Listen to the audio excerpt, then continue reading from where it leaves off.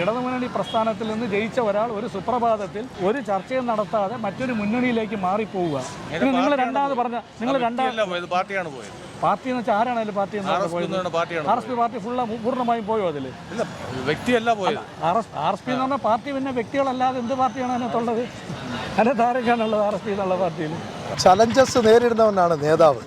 അപ്പോൾ പിണറായിയെ പോലെ ചലഞ്ചസ് നേരിടുന്ന ഒരു ശക്തനായ നേതാവിനെ നമുക്ക് അപൂർവമായിട്ട് നമുക്ക് കാണാൻ പറ്റും.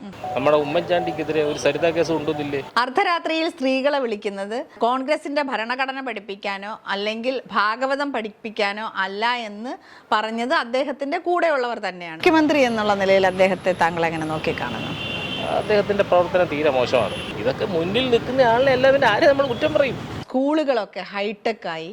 ഇതുകൂടാതെ എല്ലാ മേഖലകളിലും ഇപ്പോൾ ആരോഗ്യരംഗത്താണെങ്കിലും എല്ലാം നമ്മുടെ സംസ്ഥാന സർക്കാർ കൈവരിച്ചിട്ടുള്ള നേട്ടങ്ങൾ വളരെ വലുതാണ്. ഇതൊക്കെ അദ്ദേഹം എന്താണ് കാണാതെ പോയതെന്ന് എനിക്കറിയില്ല.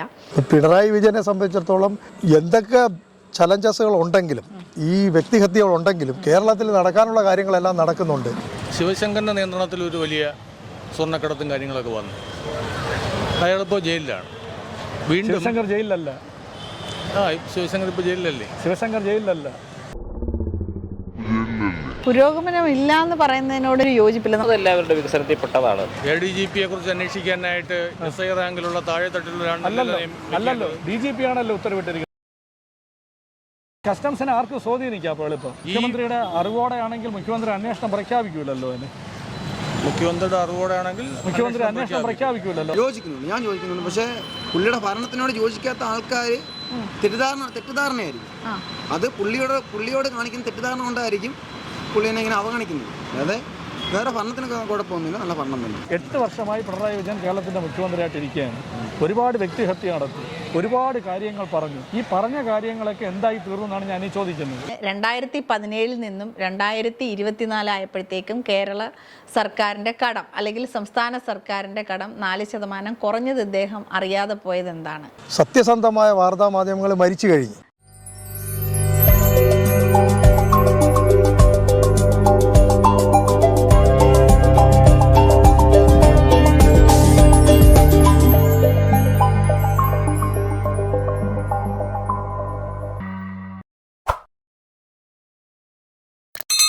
ഹായ് ഫ്രണ്ട്സ്, എല്ലാവർക്കും ഷീത എക്സ്പ്ലോറിൻ്റെ മറ്റൊരു എപ്പിസോഡിലേക്ക് സ്വാഗതം. നമ്മുടെ മുഖ്യമന്ത്രി ശ്രീ പിണറായി വിജയനെതിരെ നടക്കുന്ന കളവ് നിറഞ്ഞ വിമർശനങ്ങളും വ്യക്തിഹത്യയും അതിനെ പൊതുജനങ്ങൾ എങ്ങനെ നോക്കിക്കാണുന്നു എന്നുള്ള അടുത്ത എപ്പിസോഡിലേക്ക് നിങ്ങൾക്ക് എല്ലാവർക്കും സ്വാഗതം. ഇന്ന് ഇതിനകത്ത് ഉൾപ്പെടുത്തിയിരിക്കുന്നത് 4 പേരുടെ അഭിപ്രായങ്ങളാണ്. അത് കണ്ടിട്ട് നമുക്ക് തിരിച്ചു വരാം. പേരെന്താണ്? ഇക്ബാൽ. ഇപ്പം നമ്മുടെ മുഖ്യമന്ത്രി ശ്രീ പിണറായി വിജയനെ പറ്റിയിട്ട് ഒരുപാട് വ്യക്തിഹത്യകൾ നടക്കുന്നുണ്ട്.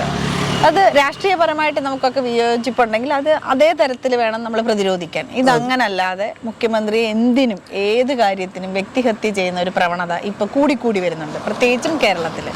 ഇതിനെങ്ങനെയാണ് താങ്കൾ നോക്കിക്കാണുന്നത്? അത് രാഷ്ട്രീയമാണ് ഇതിന്റെ മൂല കാരണം. പ്രത്യേകിച്ച് ഈ ചലഞ്ചസ് നേരിടുന്നവനാണ് നേതാവ്. അപ്പോൾ പിണറായിയെ പോലെ ചലഞ്ചസ് നേരിടുന്ന ഒരു ശക്തനായ നേതാവിനെ നമുക്ക് അപൂർവമായിട്ട് നമുക്ക് കാണാൻ പറ്റും, കേരളത്തിലായാലും മൊത്തത്തിൽ ഇന്ത്യയിലായാലും. കാരണം ജനങ്ങൾക്ക് ഈ വാർത്താ മാധ്യമങ്ങളുള്ള വിശ്വാസം ടോട്ടലി ഇല്ലാതായിരിക്കുകയാണ് ഈ ഒരു കാലഘട്ടം. നമ്മളിപ്പോൾ ചാനൽ തുറന്നു വെച്ച് കഴിഞ്ഞാൽ ഈ പൊളിറ്റിക്കലായിട്ടുള്ള ന്യൂസുകൾ ഏത് ചാനലായാലും അവർക്കൊരു പക്ഷമുണ്ടെന്നുള്ളതും കൊച്ചു കുട്ടികൾക്ക് വരെ ഇപ്പോൾ അത് മനസ്സിലായി തുടങ്ങിയിട്ട് അറിയണം. ആ വാർത്താ മാധ്യമങ്ങൾ, സത്യസന്ധമായ വാർത്താ മാധ്യമങ്ങൾ മരിച്ചു കഴിഞ്ഞു. നമുക്ക് അതിങ്ങനെ ഒരു സംവിധാനമേ നമുക്കില്ല. ജനാധിപത്യത്തിൻ്റെ ഏറ്റവും വലിയ ഒരു തൂണാണ് വാർത്താ മാധ്യമങ്ങളെന്ന് പറയുന്നത്.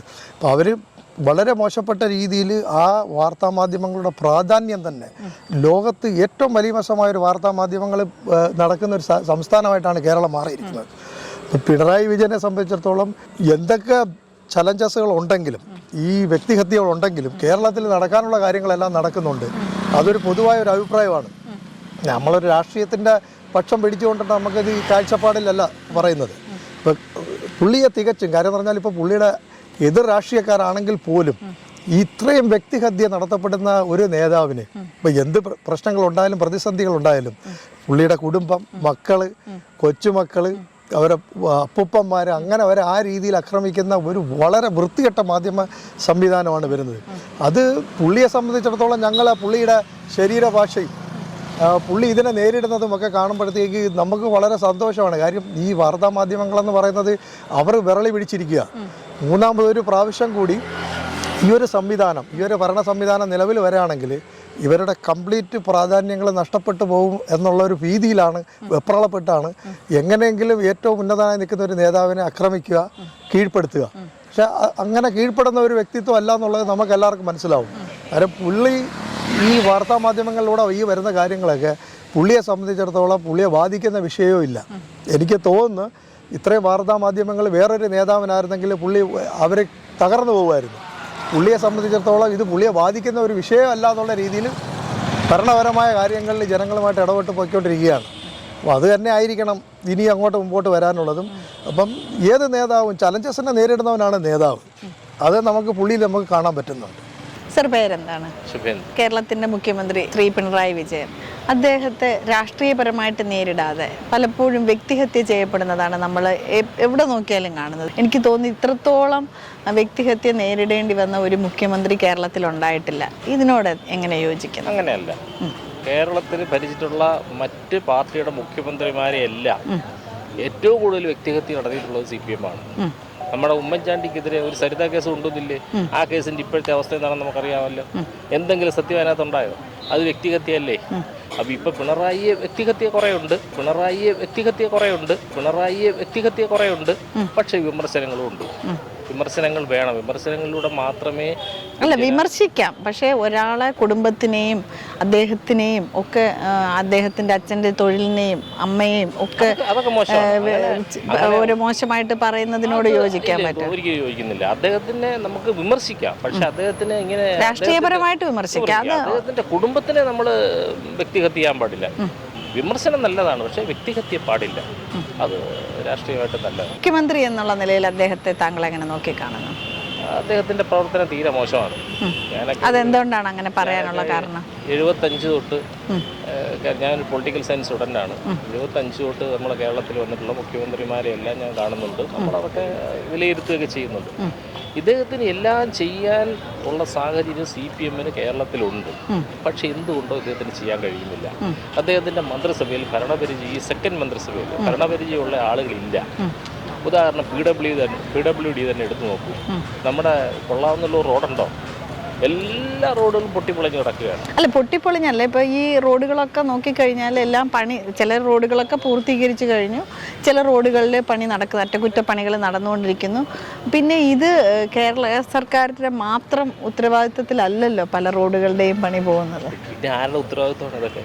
നമ്മുടെ സ്മാർട്ട് സിറ്റി തിരുവനന്തപുരം പദ്ധതി, തിരുവനന്തപുരത്തുള്ള 3 കൊല്ലമായിട്ട് ഈ റോഡുകൾ ഇങ്ങനെ കിടക്കുകയാണ്. ഈ റോഡ് ഇങ്ങനെ കിടന്നാൽ മതിയോ? തിരുവനന്തപുരം സിറ്റിക്കകത്താണ് അവസ്ഥയെങ്കിൽ മറ്റുള്ളവർക്ക് എങ്ങനെയാണ്? ഇപ്പോൾ ഭരണപരിചയം കുറവുള്ള മന്ത്രിമാർ അദ്ദേഹത്തിൻ്റെ മന്ത്രിസഭയിൽ. ഇപ്പോൾ CPM ഇവിടെ ഒരു കാര്യം നടപ്പിലാക്കിയാൽ ഇവിടെ എതിർക്കാൻ ആരും ഉണ്ടാവില്ല. സ്ട്രോങ് ആയിട്ടുള്ള ഡിസിഷൻസ് എടുത്ത് നടപ്പാക്കാൻ കഴിയുന്ന ഒരു സംവിധാനം CPM-നുണ്ട്. കാരണം എല്ലാത്തിലും എതിർപ്പുണ്ടാക്കുന്നവരാണ്. അപ്പോൾ അവർക്ക് ചെയ്യാൻ പറ്റും. പക്ഷെ അവർക്ക് എന്തുകൊണ്ടോ ചെയ്യാൻ കഴിയുന്നില്ല. ഇപ്പോൾ സാമ്പത്തിക രംഗം നോക്ക്, കേരള കടക്കണിയിലാണ്. ഇതൊക്കെ മുന്നിൽ നിൽക്കുന്ന ആളിനെ എല്ലാവരും ആരെ നമ്മൾ കുറ്റം പറയും? മുന്നിൽ നിൽക്കുന്ന ആൾ വേണം ഇതെല്ലാം കണ്ടറിഞ്ഞ് ചെയ്യാനായിട്ട്. അദ്ദേഹം ചെയ്യേണ്ടതാണ്. അദ്ദേഹത്തിന് ചെയ്യാനുള്ള എല്ലാ CPM-ന് അതിനുള്ള ഒരു സ്ട്രെങ്ത് ഉണ്ട്. പുരോഗമനം ഇല്ല എന്ന് പറയുന്നതിനോട് യോജിപ്പില്ല. നമ്മളിപ്പോൾ ഈ കഴക്കൂട്ടം എടുത്തു കഴിഞ്ഞാൽ, തിരുവനന്തപുരത്ത് നിന്ന് കഴക്കൂട്ടം പോയി കഴിഞ്ഞാൽ എനിക്ക് തോന്നുന്നു ഞാൻ കണ്ടതിൽ ഏറ്റവും വലിയൊരു മാറ്റമാണ് കഴക്കൂട്ടത്തിന് വന്നിരിക്കുന്നത്. അവിടെ എത്ര ടെക്നോ സിറ്റി, ഡിജിറ്റൽ യൂണിവേഴ്സിറ്റി, ഇതുകൂടാതെ വൈറോളജി, കുറേ നമ്മളെന്ന് വെച്ച് കഴിഞ്ഞാൽ ഞാൻ തന്നെ ഫസ്റ്റ് ടൈമായിരുന്നു ഈ ഡിജിറ്റൽ യൂണിവേഴ്സിറ്റിയൊക്കെ കാണുന്നത്. ഇതിനകത്ത് എത്രയോ പേർക്ക് ജോലി, ഏതെല്ലാം കമ്പനികൾ, ഇപ്പോൾ നമുക്കറിയാം ഇൻ്റർനാഷണൽ ലെവലിലുള്ള ഒരുപാട് കമ്പനീസ് ഇവിടെ വന്നു ഇൻവെസ്റ്റ് ചെയ്യുന്നുണ്ട്, ഒരുപാട് പേർക്ക് ജോലി കിട്ടുന്നുണ്ട്. അപ്പം ഇതെല്ലാം ഈ ഇവരുടെ വികസനത്തിൽ പെട്ടതല്ലേ? അതെല്ലാവരുടെ വികസനത്തിൽ പെട്ടതാണ്. പക്ഷേ ഇങ്ങനെ കേരളം ഇങ്ങനെ വികസിച്ചാൽ പോരാ. കാരണം കേരളത്തിന് പൊട്ടൻഷ്യൽ ഒരുപാടുണ്ട്. നമ്മൾ തമിഴ്നാട്ടിൽ ഈ അടുത്ത കാലത്തുള്ള പത്രത്തിൽ, ഒരാഴ്ചക്കുള്ളിലുള്ള പത്രത്തിൽ 42,000 കോടി രൂപയുടെ ഒരു വികസന പദ്ധതി അവിടെ ഉദ്ഘാടനം ചെയ്യപ്പെട്ടു കഴിഞ്ഞു. എത്ര ആയിരം ആൾക്കാണ് തൊഴിൽ കിട്ടുന്നത്? നമ്മുടെ ഇവിടെ എന്തുകൊണ്ട് ഫോറിൻ ഇൻവെസ്റ്റ്മെന്റ് വരുന്നില്ല? അത് നമ്മൾ ആലോചിക്കണ്ടേ? കേരളം ഇങ്ങനെ കിടന്നാൽ മതിയോ? നമ്മുടെ ചെറുപ്പക്കാരെല്ലാം കേരളം വിട്ട് പോവുകയാണ്. കേരളത്തിൽ നമ്മളെല്ലാം കേമമാണെന്ന് പറയുന്നു. നമുക്ക് കൂടുതൽ ഫോറിൻ ഡയറക്റ്റ് ഇൻവെസ്റ്റ്മെൻറ്റ്സ് വരണം, കൂടുതൽ ചെറുപ്പക്കാർക്ക് തൊഴിലവസരങ്ങൾ ഉണ്ടാക്കണം, നല്ല റോഡുകൾ വേണം, നല്ല വൃത്തിയുള്ള അന്തരീക്ഷം വേണം. വൃത്തിയുള്ള അന്തരീക്ഷം ഇല്ല. നമ്മൾ ഒരു സീരീസ് പോലെ ഇപ്പം ചെയ്യുന്നുണ്ട്. നിങ്ങളുടെ MLA എങ്ങനെയുണ്ടെന്ന് ചോദിച്ചൊരു പരിപാടി. ഇപ്പം നമ്മൾ 140 മണ്ഡലങ്ങളിലൂടെ യാത്ര ചെയ്തിട്ടാണ് അത് ചെയ്യുന്നത്. പല സ്ഥലത്തും പോകുമ്പോഴത്തേക്ക് ഈ ഇടതുപക്ഷ സർക്കാരിൻ്റെ നിയമം നടപ്പിലാക്കിയ മണ്ഡലങ്ങളിലെല്ലാം എന്നുവെച്ചാൽ അത് അത്ര ദ്രുതഗതിയിൽ നടപ്പിലാക്കിയിട്ടുണ്ടോ അവരെല്ലാവരും ജനങ്ങളെല്ലാവരും നല്ല അഭിപ്രായമാണ് പറഞ്ഞത്. അപ്പോൾ ഇതിന് താഴേക്കടയിലുള്ള ഇപ്പോൾ പഞ്ചായത്ത് റോഡുകൾ ഇതൊന്നും മുഖ്യമന്ത്രിക്കൊന്നും ചെയ്യാൻ പറ്റില്ല. ഇതൊക്കെ ഒരു മുഖ്യമന്ത്രിയുടെ കീഴിലുള്ളതല്ലല്ലോ. അദ്ദേഹം തന്നെയല്ലേ മറുപടി പറയേണ്ടത്? അല്ലെങ്കിൽ അതിനുള്ള സംവിധാനങ്ങൾ ഉണ്ടാവണം. നമുക്ക് അതിനുള്ള സംവിധാനം ഉണ്ടായാൽ മതി. നമുക്ക് ഈ ഞാൻ കുറച്ച് രാജ്യങ്ങളൊക്കെ സന്ദർശിച്ചിട്ടുള്ള ആളാണ്. കേരളത്തിന് പുറത്തും പല സ്റ്റേറ്റുകളിൽ ഞാൻ പോയിട്ടുള്ളതാണ്. നമുക്ക് ഇതിനേക്കാൾ വൃത്തിയായിട്ട് നമ്മുടെ സംസ്ഥാനം. ശ്രീ കടകംപള്ളി സുരേന്ദ്രൻ MLA ഞാൻ ചോദിച്ചൊരു കാര്യമാണ്, എന്തുകൊണ്ട് ഇങ്ങനെ ഒരു പബ്ലിക് ടോയ്ലറ്റ് വാഷ്റൂം കേരളത്തിലുടനീളം വരണമെന്ന് ആഗ്രഹിക്കുന്നതാണ് ഞാനും. എന്നുവെച്ചാൽ നമുക്ക് എപ്പോഴും യാത്ര ചെയ്യുമ്പം ഏറ്റവും സ്ത്രീകളെ സംബന്ധിച്ച് പ്രത്യേകിച്ച് വേണ്ടത് വൃത്തിയുള്ള ഒരു ടോയ്ലറ്റാണ്. അങ്ങനൊരു സംവിധാനം. അപ്പോൾ അദ്ദേഹവും പറഞ്ഞതാണ്, നമ്മൾ ടോയ്ലറ്റ് നിർമ്മിച്ചു കഴിഞ്ഞാൽ അത് ക്ലീൻ ചെയ്യാനായിട്ട് ആരുമില്ല. അപ്പോൾ ഇപ്പം നമ്മൾ കഫേ പ്ലസ് ടോയ്ലറ്റ് എന്നുള്ളൊരു കൺസെപ്റ്റിലോട്ട് ഇപ്പോൾ വിദേശ രാജ്യങ്ങളിലുള്ളതുപോലെയുള്ള അതിന് വേണ്ടിയിട്ട് ഏകദേശം എല്ലാം തയ്യാറായിട്ടുണ്ട്. അത് ഉടനെ തന്നെ ഇംപ്ലിമെൻറ്റ് ചെയ്യുമെന്നാണ് അറിയാൻ കഴിഞ്ഞത്. പിന്നെ ഈ കഴക്കൂട്ടത്തെ റോഡിനെ പറ്റിയിട്ട് ഞാൻ അതിൽ ചോദിച്ചിരുന്നു. അപ്പോൾ അതിനുള്ള മറുപടി അദ്ദേഹം വിശദമായിട്ട് അതിൽ പറഞ്ഞിട്ടുണ്ട്. അതാണ് ഞാൻ മാഡത്തിനോട് നേരത്തെ പറഞ്ഞത്. പല സ്ഥലങ്ങളിലും നമ്മൾ പോകുമ്പോൾ അവിടെ വളരെ വൃത്തിയുള്ള ടോയ്ലറ്റ്, റോഡ്, ഇത് എന്തുകൊണ്ട് നമ്മുടെ കേരളത്തിൽ വരുന്നില്ല? പക്ഷെ അതിനും ഞാൻ ചോദിച്ചിരുന്നു. ഞാൻ ദുബായിലുള്ള ആളാണ്. അപ്പോൾ ഞാൻ പറഞ്ഞു എന്തുകൊണ്ട് അത്രത്തോളം നീറ്റായിട്ട്. അപ്പോൾ അദ്ദേഹം പറഞ്ഞൊരു മറുപടി ഉണ്ട്. ദുബായ് എന്ന് വെച്ചാൽ ഒരു പ്ലാൻഡ് സിറ്റിയാണ്. അവിടെ കുറച്ച് ജനങ്ങളേ ഉള്ളൂ. അവിടെ ഉള്ള ഓരോന്നിനും നമ്മൾ അടയ്ക്കേണ്ട ഫൈൻ അത്രയ്ക്കാണ്. ഇവിടെ അതുപോലെ വെച്ച് കഴിഞ്ഞാൽ അടുത്ത ദിവസം സമരമായിരിക്കും. ഇവിടെ എന്ന് വെച്ച് കഴിഞ്ഞാൽ ഇത്രയും കോടി ജനങ്ങൾ തിങ്ങിപ്പാർക്കുന്ന സ്ഥലമാണ്. അപ്പോൾ അതിന് ഒരുപാട് പരിമിതികളുണ്ട് അവർക്ക്. പക്ഷേ എന്നാൽ പോലും അതിനുള്ള ഓരോ ഘട്ടങ്ങളും ഇപ്പം ഈ മന്ത്രിസഭയിൽ നടന്നുകൊണ്ടിരിക്കുകയാണ്. അതെല്ലാം ഉടനെ തന്നെ വരുമെന്നുള്ളതാണ് പറയുന്നത്. വന്നാൽ മതി, എല്ലാ കാര്യങ്ങളും വന്നാൽ മതി. പ്രഖ്യാപനങ്ങളല്ല, വന്നാൽ മതി. നമ്മുടെ ആളുകളെ എഡ്യൂക്കേറ്റ് ചെയ്യണം, പീപ്പിളിനെ എഡ്യൂക്കേറ്റ് ചെയ്യുക. അത് പക്ഷേ അവനവൻ്റെ വീട്ടിൽ നിന്ന് തന്നെ തുടങ്ങണം. എൻ്റെ വീട്ടിൽ നിന്ന് തുടങ്ങണം. അതിപ്പം നമ്മൾ അതൊക്കെ വലിയ വിഷയങ്ങളാണ്, പറഞ്ഞിട്ട് കാര്യമൊന്നുമില്ല. ഈ പൊതുസ്ഥലങ്ങൾ വൃത്തിയായി സൂക്ഷിക്കുന്ന കാര്യത്തിൽ മലയാളി വളരെ പിന്നോട്ട്. അതെ, ഈ ഗവൺമെൻറ് നല്ല കാര്യങ്ങൾ ചെയ്യട്ടെ, നമ്മുടെ മുഖ്യമന്ത്രിക്ക് നല്ല കാര്യങ്ങൾ ചെയ്യാൻ കഴിയട്ടെ. അവർക്ക് ചെയ്യാൻ ഉള്ള ഒരു ബാക്ക്ഗ്രൗണ്ട് ഉള്ളവരാണ്, ചെയ്യട്ടെ എന്ന് മാത്രമേ എനിക്ക് പറയാനുള്ളൂ. Okay, thank you. പേരെന്താണ്? കേരളത്തിൻ്റെ മുഖ്യമന്ത്രിയെ പറ്റിയിട്ട് പൊതുവേ ജനങ്ങൾക്കിടയിൽ ധാർഷ്ട്യമുള്ള ആൾ, അല്ലെങ്കിൽ പുള്ളിയുടെ കുടുംബത്തിനെ ഒരുപാട് വ്യക്തിഹത്യയൊക്കെ നേരിടേണ്ടി വരുന്നുണ്ട്. അപ്പോൾ ഇതിനെ എങ്ങനെയാണ് നോക്കി കാണുന്നത്? കാരണം വെച്ചാൽ പുള്ളി ഒരു മനുഷ്യനാണല്ലോ. പുള്ളി ഒരു മനുഷ്യനാണ്. പുള്ളി ചെയ്യുന്ന ജോലിയാണ് നമ്മുടെ മന്ത്രി ജോലി. നമ്മുടെ മുഖ്യമന്ത്രി പുള്ളിയുടെ ഒരു ജോലിയാണത്. അപ്പോൾ പുള്ളിക്ക് പേഴ്സണലായിട്ട് കുടുംബമുണ്ട്, അതിൽ വ്യക്തികളുണ്ട്, കുടുംബ പാരമ്പര്യങ്ങളുണ്ട്, അങ്ങനെ പോകും. അപ്പം നമ്മൾ നോക്കേണ്ടതെന്ന് വെച്ചാൽ പുള്ളിക്ക് മുകളിൽ ആൾക്കാരുണ്ട്. നമ്മുടെ പിണറായി വിജയന് മുകളിൽ ആൾക്കാരുണ്ട്. അവർ പറയുന്ന കേട്ടാണ് നമ്മുടെ മുഖ്യമന്ത്രി ചെയ്യാൻ പറ്റും. അതിന് നമ്മുടെ മുഖ്യമന്ത്രി കുറ്റം കൊണ്ട് കാര്യമില്ല. മുഖ്യമന്ത്രിയെ വ്യക്തിഹത്യ ചെയ്യുന്നതിനോട് നിങ്ങൾ യോജിക്കുന്നുണ്ടോ? മുഖ്യമന്ത്രിയുടെ യോജിക്കുന്നുണ്ടോയെന്ന് വെച്ച് കഴിഞ്ഞാൽ ഞാൻ മുഖ്യമന്ത്രിയോട് യോജിക്കുന്നില്ല, പുള്ളിയോടുകൂടി ഞാൻ യോജിക്കുന്നുണ്ട്. പിണറായി വിജയനോട് ഞാൻ യോജിക്കുന്നുണ്ട്. അതെന്താ അങ്ങനെ? പുള്ളിയുടെ ജോലിയാണ് ഞാൻ. ഇപ്പം പൊതുവെ ആൾക്കാരുടെ ഇടയിൽ ചോദിച്ചു കഴിഞ്ഞാൽ എന്ത് കാര്യം പറഞ്ഞാലും മുഖ്യമന്ത്രി കൊള്ളില്ല, അല്ലെങ്കിൽ മുഖ്യമന്ത്രിയുടെ കുടുംബത്തെ പറ്റി ഒരുപാട് അപവാദ പ്രചരണങ്ങൾ ഉണ്ടാകുക, പുള്ളിയെ വ്യക്തിപരമായിട്ട് ആക്ഷേപിക്കുക, പുള്ളിയുടെ ജാതിയെ പറ്റി പറഞ്ഞ് മോശമായിട്ട് ആക്ഷേപിക്കുക. വ്യക്തിപരം വേറെ, ഭരണം വേറെ. പിണറായി വ്യക്തിഹത്യ നല്ലതോ ചീത്തയോ? അതാണ് ക്വസ്റ്റ്യൻ. എന്ന് വെച്ചാൽ അത് രണ്ട് ടൈപ്പുള്ള മനുഷ്യന്മാരല്ലേ. നമുക്ക് പലതും പറയാം. ഇപ്പം എനിക്കായാലും ആർക്കായാലും പലതും പറയാം. പറയുന്നതിനിപ്പം ആർക്കും പറയാം, നാവല്ലേ വായി കിടക്കുന്ന ആർക്കും പറയാം. പക്ഷെ പുള്ളിയുടെ പ്രൊഫഷണലി നോക്കിക്കഴിഞ്ഞാൽ ചെയ്യണത് ആർക്കും തെറ്റോ ശരിയായിട്ടെന്ന് തോന്നും. മനസ്സിലായല്ലോ? അതേ ഉള്ളൂ. അല്ലാതെ അമ്മക്കായിട്ട് ചെയ്യേണ്ടതെന്ന് വെച്ച് കഴിഞ്ഞാൽ ഫാൾട്ട് കാണാനല്ല, നല്ല ഫാൾട്ടുണ്ട്, ഉണ്ടായിരിക്കാൻ തിരുത്തുകയും ചെയ്യും. അതിനിപ്പം പെട്ടെന്ന് ഇങ്ങനെ നമുക്ക് പറയാൻ പറ്റത്തില്ല. അതിൻ്റെ ഒരു ഇതേ ഉള്ളൂ. അപ്പോൾ മുഖ്യമന്ത്രിയോട് യോജിക്കുന്നുണ്ട്, ഞാൻ യോജിക്കുന്നുണ്ട്. പക്ഷേ പുള്ളിയുടെ ഭരണത്തിനോട് യോജിക്കാത്ത ആൾക്കാർ തെറ്റിദ്ധാരണയായിരിക്കും. അത് പുള്ളിയോട് കാണിക്കുന്ന തെറ്റിദ്ധാരണ കൊണ്ടായിരിക്കും പുള്ളിനെ ഇങ്ങനെ അവഗണിക്കുന്നത്. അതായത് വേറെ ഭരണത്തിന് കുഴപ്പമൊന്നുമില്ല, നല്ല ഭരണം തന്നെ. എന്താണ് പേര്? നമ്മുടെ CM-നെ പറ്റി ധാരാളം വ്യക്തിഹത്യകൾ നടക്കുന്നുണ്ട്. എന്തുകൊണ്ടാണ് CM-നെതിരെ ഇങ്ങനെ വ്യക്തിഹത്യ നടക്കുന്നത്?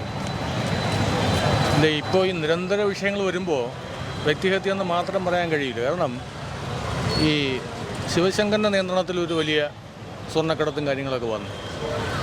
അയാളിപ്പോൾ ജയിലിലാണ്. വീണ്ടും ശിവശങ്കർ ജയിലിലല്ല. ശിവശങ്കർ ഇപ്പോൾ ജയിലിലല്ലേ? ശിവശങ്കർ ജയിലിലല്ല.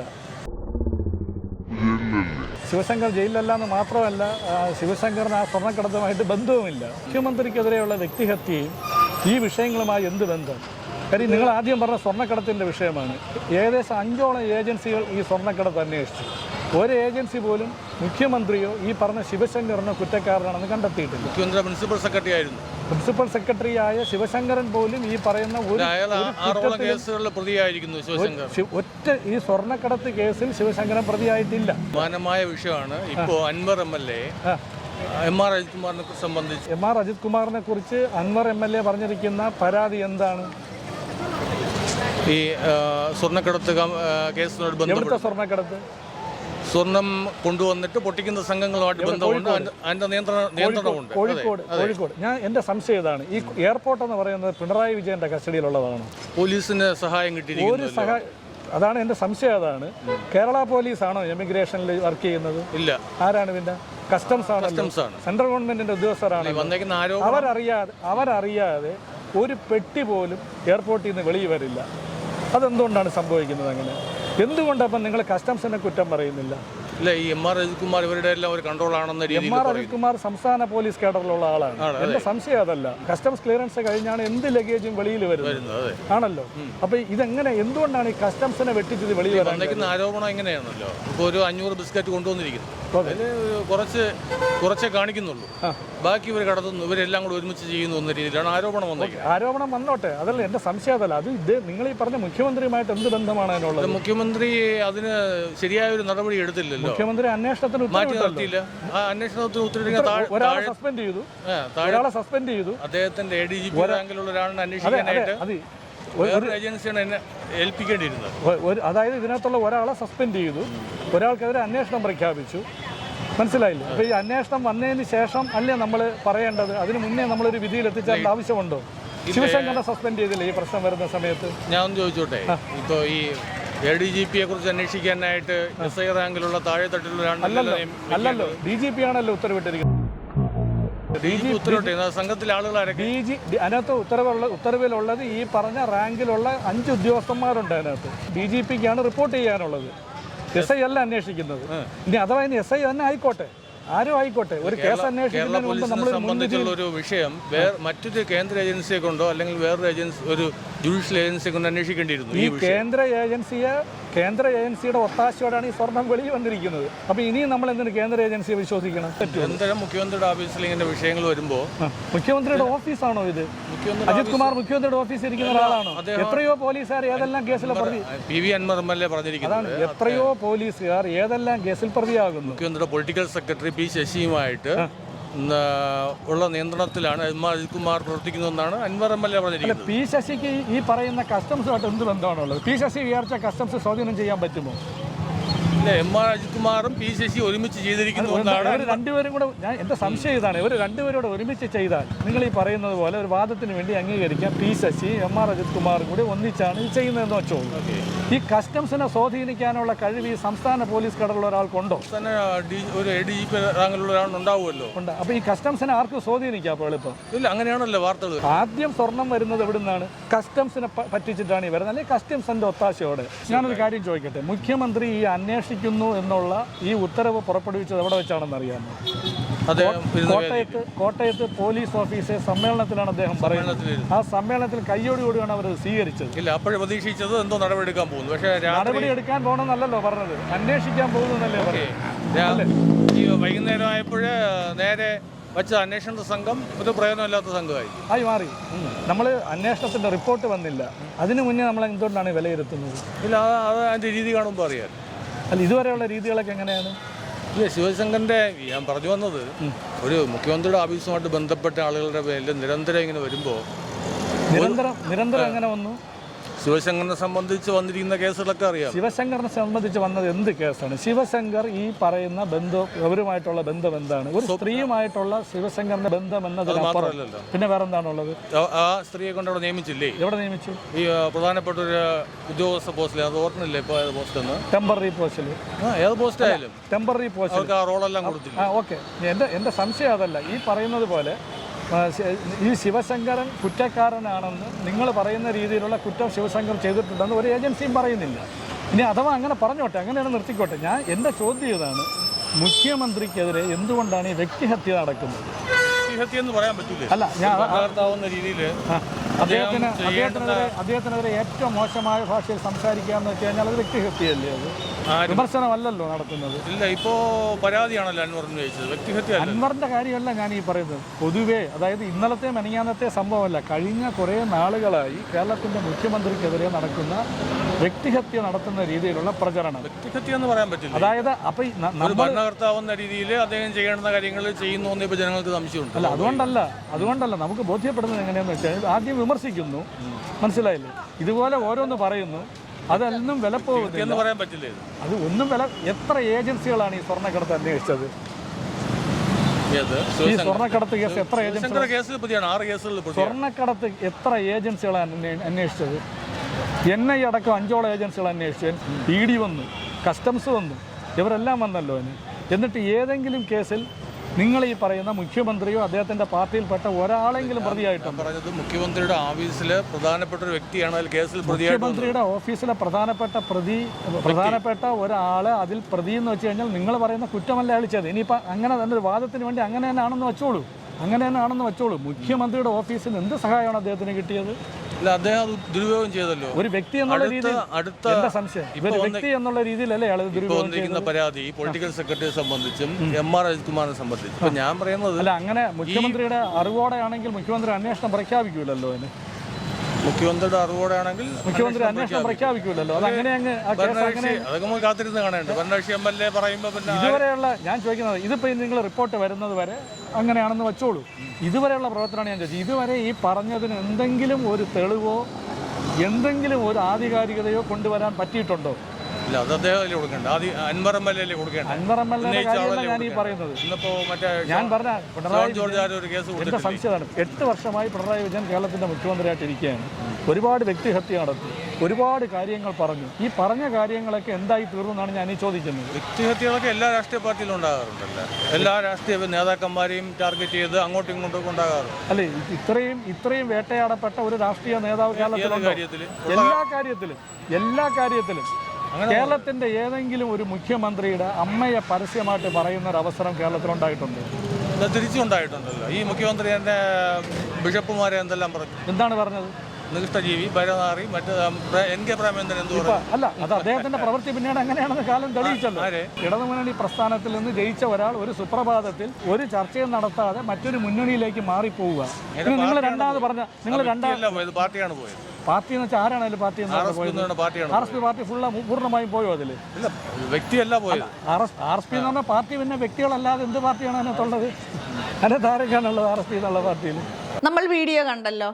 അതിനകത്ത് രണ്ടാമത് അഭിപ്രായം പറഞ്ഞ വ്യക്തി അദ്ദേഹം കൃത്യമായിട്ട് പറയുന്നത്, ഇപ്പോഴത്തെ മുഖ്യമന്ത്രിയെ വ്യക്തിഹത്യ ചെയ്യുന്നതിനെ പറ്റി ചോദിച്ചപ്പോൾ ശ്രീ ഉമ്മൻചാണ്ടി സാറിനെ വ്യക്തിഹത്യ ചെയ്തതുമായി താരതമ്യം ചെയ്തുകൊണ്ടാണ്. അപ്പോൾ അന്നത്തെ കാലത്ത് മുഖ്യമന്ത്രിയെ സോളാർ കേസിന് ബന്ധപ്പെടുത്തിയിട്ടായിരുന്നു വ്യക്തിഹത്യ നടന്നിരുന്നതെന്ന് അദ്ദേഹം പറയുന്നുണ്ട്. അത് ഏറ്റവും കൂടുതൽ അദ്ദേഹത്തെ മോശമായി ചിത്രീകരിച്ചതും വ്യക്തിഹത്യ ചെയ്തതും അദ്ദേഹത്തിൻ്റെ മുന്നണിയിൽപ്പെട്ടവരും ആ രാഷ്ട്രീയ പാർട്ടിയിൽപ്പെട്ടവരുമാണ്. അർദ്ധരാത്രിയിൽ സ്ത്രീകളെ വിളിക്കുന്നത് കോൺഗ്രസിൻ്റെ ഭരണഘടന പഠിപ്പിക്കാനോ അല്ലെങ്കിൽ ഭാഗവതം പഠിപ്പിക്കാനോ അല്ല എന്ന് പറഞ്ഞത് അദ്ദേഹത്തിൻ്റെ കൂടെയുള്ളവർ തന്നെയാണ്, ആ രാഷ്ട്രീയ പാർട്ടിയിൽപ്പെട്ടവർ തന്നെയാണ്. സോളാർ കേസിലെ വിവാദ നായികയ്ക്കൊപ്പം അദ്ദേഹം സ്റ്റേജ് പങ്കിടുന്ന ഒരു ചിത്രം പത്രക്കാർക്ക് അയച്ചു കൊടുത്ത് ഈ പ്രശ്നത്തെ വളരെയധികം വിവാദമാക്കിയതും അദ്ദേഹത്തിന്റെ മുന്നണിയിൽപ്പെട്ട ആൾക്കാർ തന്നെയാണ്. ഇപ്പൊ ഇതുമായിട്ട് നമുക്ക് പറയാനാണെങ്കിൽ ഒരുപാട് വിഷയങ്ങൾ പറയേണ്ടി വരും. 64 പേജുള്ള ജയിലിലെ കത്ത്, CD തേടിപ്പോകല്, പാല് കാച്ച്, പക്ഷെ ഇങ്ങനെയുള്ള വിഷയങ്ങളിലോട്ടൊന്നും ഞാൻ കടക്കുന്നില്ല. അദ്ദേഹം മരണപ്പെട്ടു പോയി. പക്ഷെ എന്നാലും കേരളത്തിലുള്ള ബഹുഭൂരിപക്ഷ ജനങ്ങൾക്കും എനിക്കും ഉള്ളൊരു സംശയമാണ്, എന്തുകൊണ്ടാണ് ശ്രീ ഉമ്മൻചാണ്ടി സാർ പത്തനംതിട്ടയിലുള്ള ശ്രീധരൻ നായരെ ക്യാബിനിൽ വെച്ച് കണ്ടില്ല എന്ന് കളവ് പറഞ്ഞത്? അതിപ്പോഴും ഒരു സംശയമായി തന്നെ തുടരുകയാണ്. പിന്നെ അദ്ദേഹം പറഞ്ഞത് 1975 മുതൽ ഒരു പൊളിറ്റിക്കൽ സ്റ്റുഡൻറ്റ് ആണെന്നാണ്. 1975 കേരളം എങ്ങനെയാണോ അതിൽ നിന്ന് വലിയ വികസനങ്ങളൊന്നും ഇപ്പോഴും വന്നിട്ടില്ല എന്ന് സ്ഥാപിക്കാൻ ശ്രമിക്കുന്നുണ്ട്.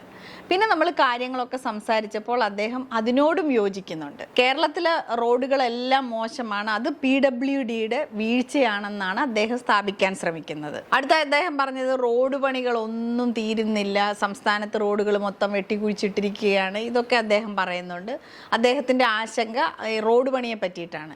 എന്നിട്ട് പരസ്പര ബന്ധമില്ലാതെ പല റോഡുകളെ പറ്റിയും താരതമ്യം ചെയ്യുന്നുണ്ട്. സംസ്ഥാനത്തെ റോഡ് പണിയെ പറ്റിയിട്ടും പിന്നെ നാഷണൽ ഹൈവേയുടെ റോഡ് പണിയെ പറ്റിയിട്ടും ഒക്കെ അദ്ദേഹം താരതമ്യം ചെയ്ത് പറയുന്നുമുണ്ട്. തിരുവനന്തപുരം നഗരത്തിലുള്ള റോഡ് പണി 3 വർഷമായിട്ടും തീർന്നില്ല എന്നാണ് അദ്ദേഹം പറഞ്ഞത്. തിരുവനന്തപുരം നഗരത്തിലെ റോഡുകളെല്ലാം വരുന്നത് ഇനി സ്മാർട്ട് റോഡായിട്ടാണ്. അതിനകത്ത് ഒരു ഉദാഹരണമാണ് മാനവീയം വീഥി. അവിടെ പോയി കഴിഞ്ഞാൽ നമുക്ക് കേബിളുകളോ അല്ലെങ്കിൽ അതിനകത്ത് ഈ പൈപ്പ് ലൈൻ പോകുന്നതോ അങ്ങനെ ഒന്നും കാണാൻ പറ്റില്ല. നമ്മൾ പറയില്ലേ ഇപ്പോൾ വിദേശ രാജ്യങ്ങളിലൊക്കെ ഉള്ളതിന് ഓർമ്മിപ്പിക്കുന്ന തരത്തിലുള്ള റോഡായിട്ടാണ് വന്നിരിക്കുന്നത്. ഇതേ രീതിയിലാണ് ഇനി ഈ ബാക്കിയുള്ള സ്ഥലത്തെ റോഡ് പണി നടന്നുകൊണ്ടിരിക്കുന്നത്. അപ്പോൾ അതിനകത്ത് മഴയുടെ പ്രശ്നം വന്നിരുന്നു. അപ്പോൾ കുറേ നാൾ അങ്ങനെ റോഡ് പണി നടക്കാൻ പറ്റാതെ പിന്നെ ഈ മുകളിലൂടെ പോകുന്ന കേബിളുകളെല്ലാം കട്ട് ചെയ്യണം, ടെലിഫോണിൻ്റെത്, ഇതിങ്ങനെ എന്ന് വെച്ചാൽ മൊത്തം നമ്മൾക്കിനി അടിയിൽ കൂടാണ് വരാൻ പോകുന്നത്. അപ്പോൾ ആ ഒരു ഡിലേ എന്തായാലും അങ്ങനെ ആദ്യമായിട്ടാണ് കേരളത്തിൽ ഈ തരത്തിലുള്ള സ്മാർട്ട് റോഡുകൾ വരുന്നത്. അപ്പോൾ അതിൻ്റെ ഒരു ഡിലേ ആണ് വന്നുകൊണ്ടിരിക്കുന്നത്. ഇപ്പോൾ തൈക്കാട് തൊട്ട് വഴുതക്കാട് വരെ, സ്റ്റാച്യു തൊട്ട് വഞ്ചൂർ വരെ ഇപ്പം നമ്മൾ നോക്കിക്കഴിഞ്ഞാൽ ഇത് മൊത്തം പണി കഴിയുമ്പോഴത്തേക്കും ഫുൾ സ്മാർട്ട് റോഡുകളായിട്ടാണ് മാറാൻ പോകുന്നത്. അപ്പോൾ അതിന് വേണ്ടുന്ന ഒരു കാലതാമസമാണ് വന്നുകൊണ്ടിരിക്കുന്നത്. ഇപ്പം ഞാനൊന്ന് ചോദിക്കട്ടെ, ഇദ്ദേഹം ഇപ്പോൾ തർക്കിച്ചു ഈ തിരുവനന്തപുരത്ത് ഇതിനുള്ളിൽ റോഡ് പണി നടന്നിട്ട് 3 വർഷമായിട്ടും ഒന്നും ആകുന്നില്ല എന്നുള്ളത്. അപ്പം ഈ രീതിയിൽ ചെയ്യുന്നത് കൊണ്ടാണ് ഇത്രയും കാലതാമസം വരുന്നത്.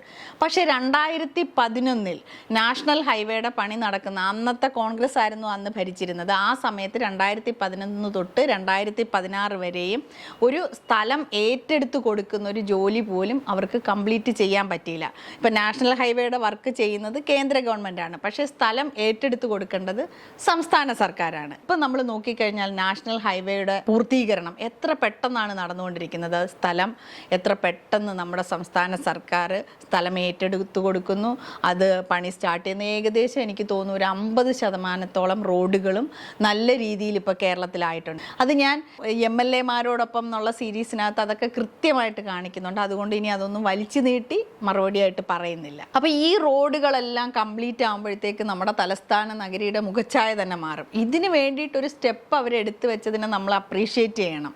അല്ലാതെ വിമർശിക്കാം, പക്ഷേ അത് ഇങ്ങനെ ഒന്നും ചെയ്യുന്നില്ല എന്നുള്ള രീതിയിൽ പറയുന്നതിനോട് എനിക്ക് യോജിപ്പില്ല. പിന്നെ ഒന്ന് മനസ്സിലാക്കണം, ഈ PWD ഈ കാര്യങ്ങൾ ഇപ്പോൾ ഇത്രയും മോഡേൺ ഫെസിലിറ്റിയിൽ ഹൈടെക് ആയിട്ട് റോഡുകൾ ഇത്രത്തോളം എത്തിക്കാൻ കഴിഞ്ഞില്ലേ, അത് തന്നെ ഒരു വലിയ കാര്യമാണ്. കേരളത്തിനെ അതിന് നമ്മൾ അഭിനന്ദിക്കാതിരിക്കാൻ പറ്റില്ല. ഈ PWD വകുപ്പ് കൈകാര്യം ചെയ്യുന്ന മന്ത്രി തന്നെയാണ് നമ്മുടെ ടൂറിസം മേഖലയും കൈകാര്യം ചെയ്യുന്നത്. ഇപ്പോൾ ടൂറിസം മേഖലയിലും ഈ റോഡിൻ്റെയൊക്കെ കാര്യം ഇപ്പോൾ നമ്മൾ പറഞ്ഞപ്പോൾ ഇതിനകത്തൊക്കെ വന്ന മാറ്റം എത്രത്തോളം അഭിനന്ദനാർഹമാണ്. കേരള ടൂറിസം മേഖലയിൽ ലോക ശ്രദ്ധ ആകർഷിക്കപ്പെട്ടതും പിന്നെ കേന്ദ്ര സർക്കാരിൻ്റെ അടക്കം നിരവധി അവാർഡുകൾ വാരിക്കൂട്ടിയതും ഇദ്ദേഹം അറിയാതെ പോയത് വളരെ കഷ്ടമായിപ്പോയി. അടുത്തതായി അദ്ദേഹം പറഞ്ഞത് കടക്കണിയെ പറ്റിയാണ്. കേരള സംസ്ഥാനം വളരെ വലിയൊരു കടക്കണിയിലാണെന്നാണ്. അതിനോട് ഞാൻ 100% യോജിക്കുന്നു.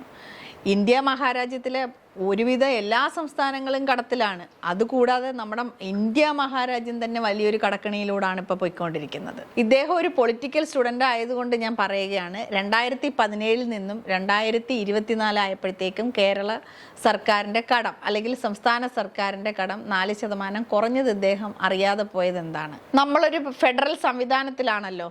കേരളത്തിന് കിട്ടേണ്ട അർഹമായ വിഹിതം കേന്ദ്രത്തിൽ നിന്ന് കിട്ടുന്നില്ല എന്നുള്ളത് ഒരു സത്യം തന്നെയാണ്. നമ്മൾ മനസ്സിലാക്കേണ്ട ഒരു കാര്യമുണ്ട്, സംസ്ഥാന സർക്കാർ എന്തുകൊണ്ട് ഇത്രത്തോളം കടക്കണിയിലായി എന്നുള്ളത്. 2 മഹാപ്രളയങ്ങൾ, ഇതുകൂടാതെ കോവിഡ്, അതിനുശേഷം അവസാനമായിട്ട് വന്ന വയനാട് ദുരന്തം ഇതിലെത്തി നിൽക്കുകയാണ്. ഇതിനൊക്കെ വേണ്ടിയിട്ട് എത്രമാത്രം കോടി രൂപയാണ് നമ്മൾക്ക് ചെലവാക്കേണ്ടി വന്നത്. ഇതെല്ലാം ജനങ്ങളുടെ ക്ഷേമത്തിന് വേണ്ടിയിട്ട് ചിലവാക്കിയത് കൊണ്ടാണ് നമ്മുടെ സർക്കാർ ഇത്രത്തോളം ഒരു കടക്കണിയിലെത്തിയത്. ഇത് കൂടാതെ ഇത്ര പോലും ദുരന്തം നടക്കാത്ത പല സംസ്ഥാനങ്ങൾക്കും നമ്മുടെ കേന്ദ്രം എത്രമാത്രം കോടി രൂപയാണ് കൊടുത്തത്. ഈ വീഡിയോ എടുക്കുന്ന സമയം വരെയും നമുക്ക് കേന്ദ്രത്തിൽ നിന്ന് ഒരു പൈസ പോലും കിട്ടിയിട്ടില്ല. ഇത് ഇത്രത്തോളം ദുരന്തം നടന്നിട്ടില്ലാത്ത പല സംസ്ഥാനങ്ങളിലേക്കും 1000 കോടി രൂപയോളമാണ് കേന്ദ്ര സർക്കാർ ധനസഹായം കൊടുത്തത്. നമ്മളെ കേരള സംസ്ഥാനത്ത് മാത്രമാണ് എപ്പോഴും മാറ്റി നിർത്തുന്നത്. എന്നിരുന്നാൽ പോലും നമ്മുടെ കേരള സർക്കാർ എത്രമാത്രം ജനങ്ങളിലേക്ക് ഇറങ്ങിച്ചെന്ന് അവരുടെ ക്ഷേമത്തിന് വേണ്ടിയിട്ടാണ് ഈ സാമ്പത്തിക സഹായങ്ങളൊക്കെ ചെയ്യുന്നതെന്ന് നമുക്ക് മനസ്സിലാക്കാൻ പറ്റും. എന്ന് വെച്ചാൽ എപ്പോഴും ഈ സംസ്ഥാന സർക്കാർ ജനങ്ങളുടെ ക്ഷേമത്തിന് വേണ്ടിയിട്ടാണ് മുൻതൂക്കം കൊടുക്കുന്നതും അതിന് വേണ്ടിയിട്ടാണ് ഇത്രയധികം ഒരു കടത്തിലോട്ട് പോയതും. പക്ഷേ അപ്പോൾ പോലും നമ്മളെ കേരളത്തിനെക്കാളിലും കടമുള്ള സംസ്ഥാനങ്ങൾ വേറെയുണ്ട്. അടുത്തതായി അദ്ദേഹം പറഞ്ഞത് ഫോറിൻ ഇൻവെസ്റ്റ്മെൻ്റ് ഒന്നും ഇവിടെ വരുന്നില്ല. ഈ ടെക്നോ പാർക്കിലും ടെക്നോ സിറ്റിയിലും ഒക്കെ വിദേശ കമ്പനികളുള്ളത് അദ്ദേഹം കാണാതെ പോയത് എന്താണെന്ന് എനിക്ക് മനസ്സിലാകുന്നില്ല. അതൊക്കെ എല്ലാവർക്കും അറിയാവുന്ന കാര്യങ്ങളാണ് കൃത്യമായിട്ട്. എന്ന് വെച്ചാൽ കഴക്കൂട്ടത്തിൻ്റെ ഒരു മാറ്റം ഇപ്പം ഞാനടക്കം നമ്മൾ തിരുവനന്തപുരത്തുള്ളവർ എല്ലാവരും നോക്കിക്കണ്ടതാണ് കഴക്കൂട്ടത്തിൻ്റെ മാറ്റം എത്രമാത്രം മാറിപ്പോയി എന്നുള്ളത്. ഇപ്പം നമ്മളിപ്പോൾ ഇവിടുന്ന് ഫ്ലൈറ്റിലൊക്കെ യാത്ര ചെയ്യുമ്പോൾ കൂടുതലും ഫോറിനേഴ്സാണ്. ഇവരൊക്കെ ചോദിക്കുമ്പോൾ ടെക്നോ പാർക്കിലും ഒക്കെ വർക്ക് ചെയ്യുന്ന ഒരുപാട് ആൾക്കാരെ നമ്മൾ കാണാറുമുണ്ട്. എന്തായാലും അതിനെ പറ്റിയിട്ടൊന്നും ഇനി കൂടുതലായിട്ട് ഞാൻ വിശദീകരിക്കുന്നില്ല. ഇദ്ദേഹം പൊളിറ്റിക്കൽ സ്റ്റുഡൻ്റായിട്ട് പല കാര്യങ്ങളും ഇദ്ദേഹത്തിന് അറിയാം. പക്ഷേ അതെല്ലാം പറയാതെ പോയ ഒരുപാട് കാര്യങ്ങളുണ്ട്. അതൊക്കെ ഞാനൊന്ന് പറയാം. ഏറ്റവും ഈസി ആയിട്ടൊരു ബിസിനസ് തുടങ്ങാൻ ഏറ്റവും അനുയോജ്യമായിട്ടുള്ളൊരു സംസ്ഥാനം കേരളമാണെന്ന് ഇതിനുള്ളൊരു അവാർഡ് നമ്മുടെ കേരളത്തിന് നൽകി. ഇത് അദ്ദേഹം അറിഞ്ഞോ എന്തോ. ഇന്ത്യയിലെ ഏറ്റവും വലിയ കപ്പാസിറ്റർ കമ്പനി കണ്ണൂരിൽ വരികയാണ്. 2.5 വർഷത്തിനുള്ളിൽ ഏകദേശം 3 ലക്ഷത്തോളം ചെറുകിട സ്ഥാപനങ്ങൾ കേരള സംസ്ഥാനത്ത് രജിസ്റ്റർ ചെയ്തു. അതിൽ ഏകദേശം 93,000 വനിതാ സംരംഭകർ കൂടിയുണ്ട്. വനിതകളുടെ കാര്യം പറയുമ്പോൾ നമുക്കിപ്പോൾ അറിയാം കുടുംബശ്രീയൊക്കെ എത്ര വലിയ രീതിയിലാണ് ഇപ്പോൾ മുന്നോട്ട് പോയിക്കൊണ്ടിരിക്കുന്നത്. ഞാൻ ഈ പലപ്പോഴും പല ആൾക്കാരുമായിട്ട് സംസാരിക്കും അതൊക്കെ ഇപ്പോഴത്തെ സർക്കാർ ചെയ്യുന്ന ഒരുപാട് വലിയ കാര്യങ്ങളാണ്. പലരും പറയും നമുക്ക് സ്വന്തമായിട്ടൊരു 10 പൈസയെങ്കിലും സമ്പാദിക്കാൻ കഴിയുന്ന സ്ത്രീകൾ പ്രത്യേകിച്ചും അവരുടെ ഒരു സന്തോഷം നമ്മളോട് അറിയിക്കാറുണ്ട്. അപ്പോൾ ഇതിനൊരു തെളിവായിട്ട് കേരളത്തിൽ ഈ അടുത്ത കാലത്തായിട്ട് വന്ന ഇൻവെസ്റ്റ്മെൻറ്റുകളുടെ ഒരു ലിസ്റ്റ് ഞാൻ ഈ സ്ക്രീനിൽ കാണിക്കാം. അല്ലാതെ ഒന്നൊന്നായിട്ട് പറയാമെന്ന് വെച്ച് കഴിഞ്ഞാൽ അത്ര എളുപ്പമല്ല. പ്രത്യേകിച്ചും വിദ്യാഭ്യാസ രംഗത്ത് ഈ സംസ്ഥാന സർക്കാർ കൈവരിച്ച നേട്ടം നമുക്ക് എടുത്തു പറയേണ്ടതാണ്. അതിനകത്ത് ഏറ്റവും ജനശ്രദ്ധ നേടിയ ഒരു കാര്യമാണ് ഈ കോഴിക്കോട് നടക്കാവുള്ള ഒരു ഗവൺമെൻറ് സ്കൂൾ അടച്ചുപൂട്ടൽ ഭീഷണിയിലായിരുന്നു. അതിന് ഇന്ന് ലോക റാങ്കിങ്ങിൽ ഇപ്പോൾ കേരളത്തിൽ നിന്ന് പോയ 5 സ്കൂളുകളിൽ 2ാം സ്ഥാനം നേടിയിരിക്കുന്നത് ഈ സ്കൂളാണ്. അപ്പോൾ നമ്മളൊന്ന് ആലോചിച്ച് നോക്കുക എത്ര വലിയൊരു മാറ്റമാണ് അവിടെ വന്നിരിക്കുന്നത്. പൊളിറ്റിക്കൽ സ്റ്റുഡൻ്റായ അദ്ദേഹം ഒരുപാട് കാര്യങ്ങൾ പറഞ്ഞു. പക്ഷേ അദ്ദേഹം അറിയാതെ പോയ കുറേ കാര്യങ്ങളുണ്ട്. നമ്മുടെ സംസ്ഥാന സർക്കാർ കൈവരിച്ചിട്ടുള്ള നേട്ടങ്ങൾ അത് ഞാൻ കുറച്ച് എന്തായാലും ഈ വീഡിയോ വൈൻഡപ്പ് ചെയ്യുന്നതിന് മുന്നേ ആ കുറച്ച് നേട്ടങ്ങളെ പറ്റി പറയാം. ബാക്കിയുള്ളത് നമ്മൾ സ്ക്രീനിൽ കാണിക്കുകയും ചെയ്യാം. അതിനകത്ത് ഒന്നാമതായിട്ട് പറയുകയാണെന്നുണ്ടെങ്കിൽ ഭക്ഷ്യസുരക്ഷയിൽ ഒന്നാമതാണ്. പട്ടിണി ഏറ്റവും കുറവുള്ള സംസ്ഥാനം. വേതനം ഏറ്റവും കൂടുതൽ കിട്ടുന്ന സംസ്ഥാനം. PSC വഴി ഏറ്റവും കൂടുതൽ ആൾക്കാർക്ക് ജോലി കിട്ടിയ സംസ്ഥാനം. സ്കൂളുകളൊക്കെ ഹൈടെക്കായി. ഇതുകൂടാതെ എല്ലാ മേഖലകളിലും ഇപ്പോൾ ആരോഗ്യരംഗത്താണെങ്കിലും എല്ലാം നമ്മുടെ സംസ്ഥാന സർക്കാർ കൈവരിച്ചിട്ടുള്ള നേട്ടങ്ങൾ വളരെ വലുതാണ്. ഇതൊക്കെ അദ്ദേഹം എന്താണ് കാണാതെ പോയതെന്ന് എനിക്കറിയില്ല. അപ്പോൾ ഈ പറഞ്ഞതൊക്കെയാണ് നമ്മുടെ സംസ്ഥാന സർക്കാർ കൈവരിച്ച നേട്ടം. നമ്മൾ വ്യക്തിഹത്യയെ പറ്റി പറയുമ്പോൾ വിമർശനങ്ങളാവാം. ഒരിക്കലും അതൊരു വ്യക്തിഹത്യയിലേക്ക് പോകാതിരിക്കട്ടെ. അതിപ്പോൾ ആരാണെങ്കിലും ഏത് പക്ഷത്തുള്ളവരാണെങ്കിലും അത് വ്യക്തിഹത്യയായി മാറാതിരിക്കട്ടെ. അങ്ങനെ നമ്മുടെ ഈ എല്ലാ സാമൂഹിക മേഖലകളിലും നമ്മുടെ സംസ്ഥാന സർക്കാർ കൈവരിച്ചിട്ടുള്ള നേട്ടങ്ങളും അല്ലെങ്കിൽ ഇപ്പോൾ അവർ നടത്തുന്ന ഇടപെടലുകളും ഒന്നും അംഗീകരിച്ചു കൊടുക്കാൻ തയ്യാറാകാത്ത കുറച്ച് ആൾക്കാർ വിമർശനം എന്ന പേരിൽ അദ്ദേഹത്തിനും അദ്ദേഹത്തിൻ്റെ കുടുംബത്തോടും നടത്തുന്ന വ്യക്തിഹത്യ അതിനെ പറ്റിയിട്ടുള്ള അഭിപ്രായമാണ് ഇപ്പോൾ നിങ്ങളെല്ലാം കേട്ടത്. അപ്പോൾ ഇന്നത്തെ ഈ വീഡിയോ നിങ്ങൾക്ക് എല്ലാവർക്കും ഇഷ്ടപ്പെട്ടെന്ന് വിചാരിക്കുന്നു. അടുത്ത നല്ലൊരു വീഡിയോ ആയിട്ട് ഞാൻ നിങ്ങളുടെ മുന്നിലേക്ക് വരുന്നതായിരിക്കും. നമ്മുടെ ഈ വീഡിയോ നിങ്ങൾക്ക് ഇഷ്ടപ്പെട്ടെങ്കിൽ നമ്മുടെ ചാനലിനെ സപ്പോർട്ട് ചെയ്യുക, ലൈക്ക് ചെയ്യുക, ഷെയർ ചെയ്യുക, കമൻറ്റ് ചെയ്യുക.